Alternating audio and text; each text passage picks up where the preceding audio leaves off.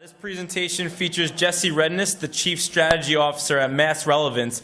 Jesse is an Emmy-nominated executive who has been seeking trends for multi-screen, digital brand building, creative development, and marketing for over 14 years. He's presenting today with Matthew Evans, the Senior VP of Digital for the Nickelodeon Group. Matt was the architect of Nickelodeon's Emmy Award-winning Nick app and is responsible for Nickelodeon's expansion to new platforms. They're the perfect duo to discuss innovating for the next generation of entrepreneurs. Let's welcome Jesse and Matt.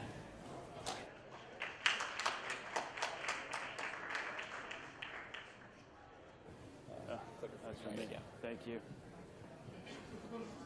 All right. Eeny, meeny, miny. How about you sit over there and I'll sit down? We'll just put it for a All right. How's everybody doing? Cool. So as you can see, part of our conversation today is about knowing your audience, understanding who they are and how you actually build and develop and work with them. So I'd like to know a little bit more about you guys out here. How many of you have either posted a picture of your kid or seen a picture of a child on social media? Pretty much everybody, right? So one of the interesting things about that is that children, the next generation, are basically probably one of the most elusive demographics to market to talk to engage with. We have obviously here an expert in doing that. But I read a great article yesterday in the New York Times that literally talks just about that, and a quote that kind of resonates for this conversation. And the quote was, "The modern child of web-minded parents has a rich digital history all her own well before she starts to manage it herself." So think about all the pictures you put up of your kids and your friends' kids that you see on social. Their actual social persona is being built from pretty much day one. So by the time they get to their tweens, when they're technically allowed to be on a social platform, they already have a personality. They already have a history in the space that we call web and social right now. So our conversation today is to explore a little bit about how you develop for the future. How you build the most engaging experiences for that next generation. So many of the marketers today do go after a certain demographic, Matt. Can you kind of give us an idea of the demographic of Nickelodeon and how you actually go about learning more about your demo? Yeah, for sure. So, Nickelodeon, just to give everybody just a little bit of context, if you may be familiar with the brand, but maybe not the size of the company. We're number one with kids and adults on TV right now. We've got 8 of the top 10 shows for kids. We reach 25 million kids a month in the US, and we're in over 500 countries. And digitally, 15 websites, 40 million uniques, and SpongeBob alone has 200 million fans on Facebook. So we've got a big presence across the board, and as Jesse said, we reach a variety of different demos, across all of our different brands. Nick is our core brand and a big brand that we reach primarily kids with. But Nick at Night reaches adults and families, Nick Jr., preschoolers and their parents. We launched Nick Mom recently, which is a block on the Nick Jr. channel targeted to women 18 to 49. And then we've got T-Nick, focusing on our sort of teen and tween audience, and then Nicktoons targeted boys 6 to 11. So we realize across all of the different age groups that we want to have an offering for each of them. And that not only is reflected in our channels, but how we approach them in digital and social and the kinds of experiences we create for each of them. No one is the same, and we need to make sure that we really understand them. And to your question, Jesse, we spend a lot of time doing research with this audience and really trying to understand what works for them, particularly kids. And I think today that's where we want to focus and really understanding what kids are about today and what that might mean for consumers in the future. Yeah, no, definitely. I think so. If you're a marketer in the room, a lot of what's happening in the advertising and marketing landscape is utilizing automation and programmatic buying, behavioral and contextual targeting. These are all practices that you can't really utilize in your kind of ecosystem right now. So because it's so diverse, how do you actually go about your go-to-market? Yeah. Well, for us, there's a couple different things, particularly with kids. As Jesse said, we can't We have to be very mindful of privacy and creating a safe environment for kids. That's important to us. It's important to our audience. That brand trust. So, we hold that in really high regard in everything that we do. So when it comes to reaching our audience, we have a pretty bright line in terms of how we go about it digitally. On our platforms, that's where we focus on 6 to 11-year-olds. We don't link to social at all from those platforms. But we know that we have audiences that are out using social on those sites that are 13 plus, that are either older fans, sometimes adults, and we engage actively in those platforms. So we take a really, I think, distinct and separate approach to how we can work responsibly on our own platforms and then, engage audiences where they are on the other platforms. So, in our conversation earlier, we were talking about some guiding principles. I think we have a couple of them on the next slide. Yep. These, when you read through them, have some typical guiding principles that I think everybody thinks about and talks about now. And the active participation, the create, manipulate, and react to. As we get into a little bit more of the examples, and I want to kind of get into that now, would love to hear your commentary, showcasing how that is such a huge part of what you're doing with your target audience. Yeah. We definitely, let's get into some of the examples pretty quickly, but there's a few things I want to highlight here. And one thing I wanted to mention to everybody, we're certainly talking about kids, but I wanted to come here and try to give you guys some insights into the audience now that might help you as you think about the audience and your consumers of the future. One thing that really strikes me is the iPhone was launched 7 years ago. So 7-year-olds now, literally don't know a world that isn't about mobility and constant connectivity. And that is why, we talk about this being really a group of mobile natives. So from this sort of age group on, they're going to view this world in a completely different way. We can all remember a time beforehand and try to put ourselves into what it is now. We're all surrounded by it ourselves. But they don't know a world where they're not, as Jesse said, able to really interact with content, engage with it, assume that there's information that they want at their fingertips every single moment. And what's interesting for us from a research perspective, kids right now, they're learning computing from touch devices. And then they have to go to school to learn how to use a computer. And it's really changing the way that they interact with content.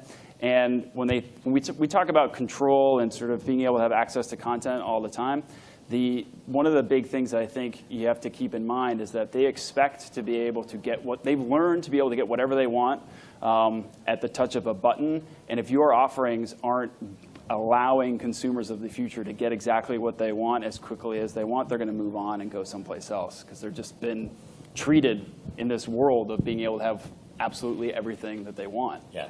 Well, let's see a little bit of that world. Great. So I wanted to share an example of Kids' Choice Awards, which is a big event for us that we do every year. And to Jesse's question before about how we approach things a little bit differently for our different audience segments, we were very active with our audience, our older audience, in Twitter. And just so you guys know, if you're not familiar with the event, kids are given the opportunity to pick amongst a variety of different categories for their favorites, favorite actor, favorite movie, things like that. And we really put the choice in their hands to pick what they want. And so for our older end of our audience, this was about really engaging them with their fans. So we had fan armies that we put together. We also did Twitter voting. Again, this year was the first time we did it was last year, and the results were huge. Tapping into the audience, using that platform, 67 million Twitter votes for Kids' Choice Awards leading up, and a whole bunch of trending topics. The other slide to show you is that during the show itself, we had a ton of engagement. We had this great moment in the show where everyone took out their phones and took their own selfie. And we were the #1 social show for the weekend, beating March Madness and The Walking Dead finale. by giving kids and in this case, parents and our broader general audience a lot of fun tools and ways to interact. So more mentions than the Oscars and the Grammys. And we even take opportunities to create our own content. That SpongeBob picture, right, is a takeoff of the Ellen photo from the Oscars.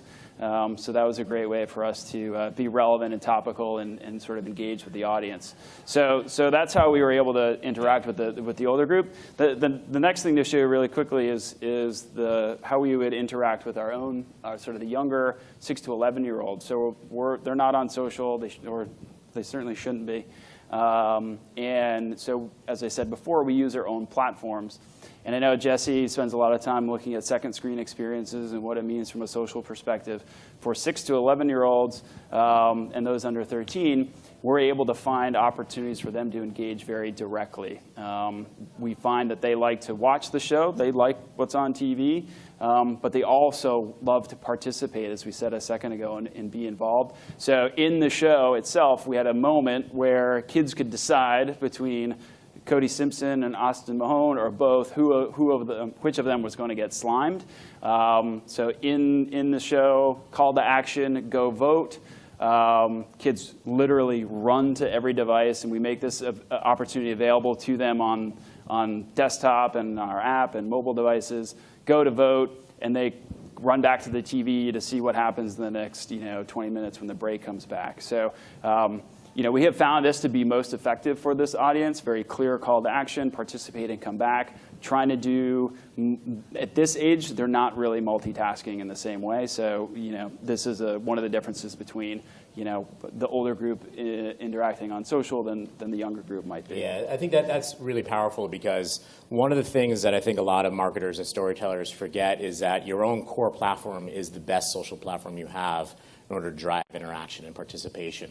You see it across, I saw it when I was at NBC with USA, and you see it at CBS. A large majority of interaction, social interaction, is actually happening on the core platform itself. So you are, in essence, creating a native social community on the Nickelodeon site itself. Yep. And while they're not able to be on a Facebook or a Twitter or an Instagram quite yet, they are getting accustomed to that interaction and actually interacting with all the content on your core platform.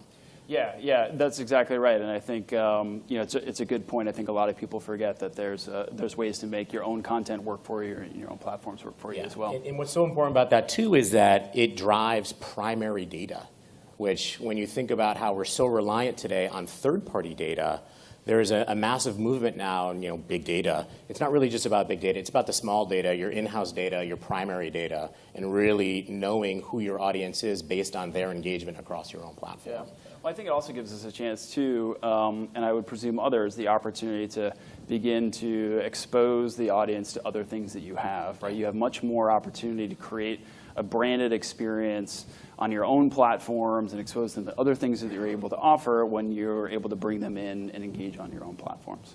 Yeah. So how do you actually build something for children?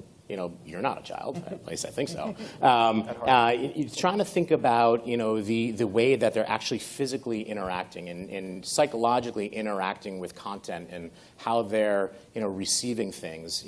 Can you give me a great example of what you've done to showcase building for that generation specifically? Yeah. Well, I think the best example is the Nick app that we created. Emmy Award-winning. Correct. There we go. Right, the Emmy Award-winning Nick app. I know. But and it was great to win that award. We won it for outstanding achievement in user experience and visual design. But the number up on the screen is the thing that really excites me, is the fact that we've got over 8.5 million installs of the app across all our different platforms. We launched on iOS, and now we're available on Xbox and Android. But we also have 6 million visits a month across all of our platforms, including the website. But Jesse, to your question, like I said earlier, Nickelodeon really values understanding kids and knowing our audience, right? And so we spend a lot of time doing research. And one of the things that we learn is that kids right now want everything all at once. They don't want things to be over-categorized or put into menus. And they want to be able to just see what you have and get at it right away. And again, that goes to the idea of control. They want to own that experience and access to everything that they want. So, it was that insight that helped us to, develop this experience, which we'll show you in a second. The other thing I just want to touch on is something that Linda Boff said earlier, which is like really knowing who you are. And this experience, we couldn't have done it if we didn't sort of go back and say, okay, who is Nickelodeon? And we're about creating surprising and playful experiences everywhere we go, and then using that as the lens to then create all of the content, all of the experiences that we want, and do it in a way that really, creates this open and seamless experience for our audience. So you want to take a quick look at the app? All right, this is a quick tape that will give you a sense for what the app's all about. Welcome to the Nick app. You're obviously here to check out all the awesome stuff this baby's got going on. Oh no, wait, don't touch. Moving on. This is a ginormous grid of everything Nick, with your brand new videos. And when you see something you can't get enough of, drag it into your favorites. That way, you can catch it again anytime you want. You can also see stars, like you've never seen them before. They're coming up with all kinds of wild, weird, make you laugh till you snort stuff, just for you. Oh, come on! Whoa, whoa! Hey, yo, get out of here. Pretty cool, right? Check this out. You see this Nick hanging out over here? This is where you can catch up with all your favorite characters. Just tap the star and you'll start following them. And you'll see even more of the stuff you like best. Back here, you also have your full episodes. Really cool games.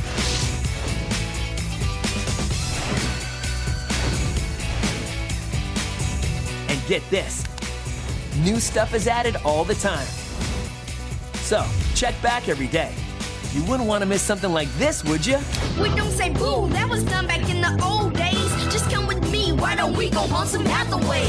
So get ready for surprises. Look out for slime. And above all, have fun.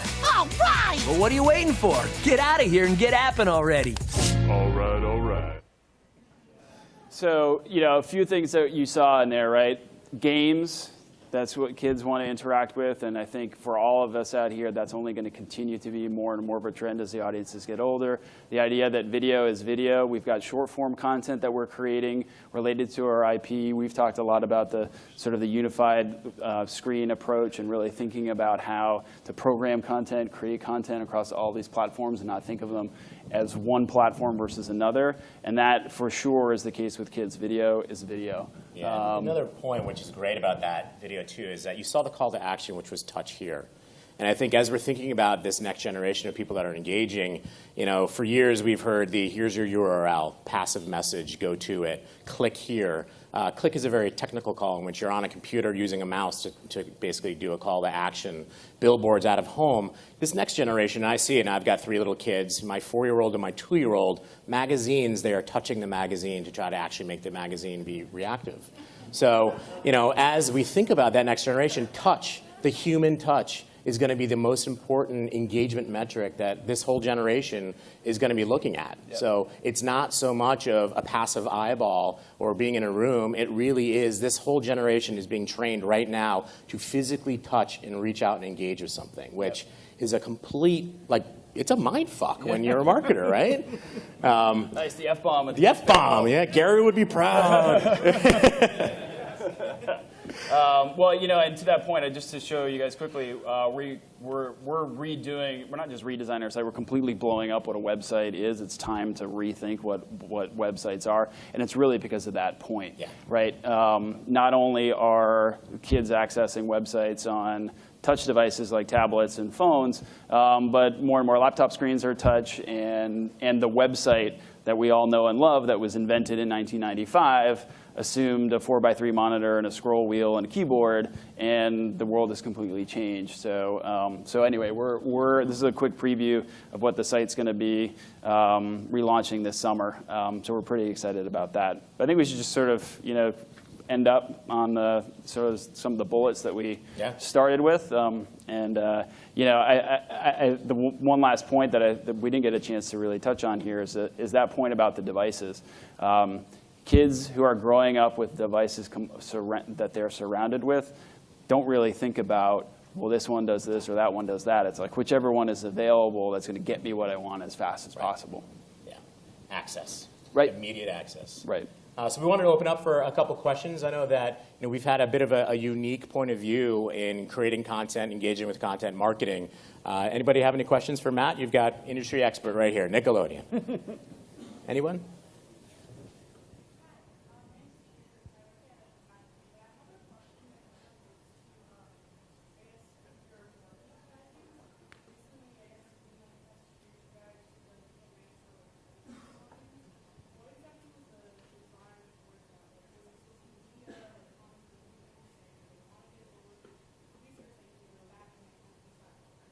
Yeah, so I think, are you talking about the 90s or all that? Yeah, so that is, that actually came from some folks young folks that are in our company who were monitoring social and seeing that there was the demand and the interest for those shows that they grew up with in the 90s. And knowing that the demand was there, we decided to create The Block, which is on TNIC at night, where we brought back all of those old shows. But we didn't just bring them back.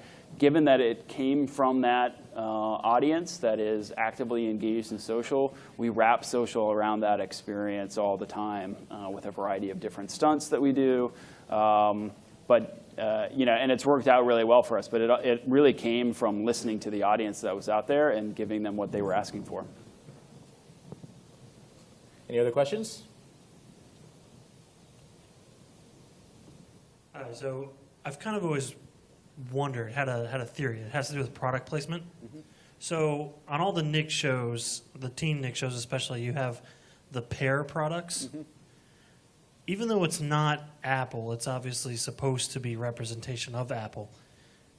Is Apple paying for any sort of product placement with those, or that's just something you're doing for fun? Something we're doing for fun. Absolutely not. We don't do any product placement in any of our kids' shows. The creator of that show, Dan Schneider, is a really creative guy, and he's likes to sort of do a wink and a nod to things that are current and relevant to the audience. In fact, he was the one behind iCarly, if anybody knows that show, which is a big hit for us. That was about 4 kids who had a website and a web show, and at the time, that was the thing that kids were doing, and it was completely relevant to them. So he's always trying to understand what kids are up to, and sort of the pair products are a fun way to kind of have fun with that. Thank you. But, All right. Well, thank you very much, everybody. oh, All right, there's another question?